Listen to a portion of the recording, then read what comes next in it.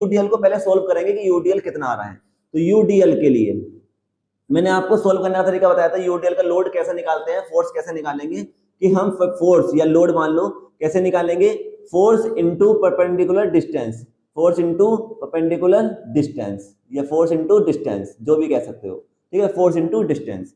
Force कितनी दी गई है 5, तो मैं इस साथ में यूनिट भी लिख रहा हूं, आप मत लिखना, और चाहे लिख भी दोगे तो कोई दिक्कत नहीं है। तो 5 किलो न्यूटन पर मीटर दिया गया है फोर्स, इनटू डिस्टेंस कितनी है, यानी सी से लेकर डी तक की डिस्टेंस हमें दी गई है 4 मीटर, दी है या नहीं, मीटर से मीटर कैंसिल, तो यहां से हमारे पास लोड आएगा कितना 5 4 20 और किलो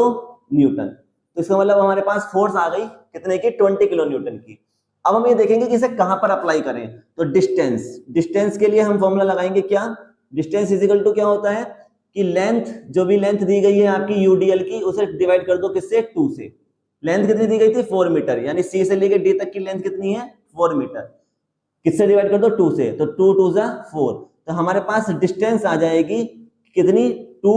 मीटर, मीटर में दी गई है तो इसलिए किस में आ गई मीटर में।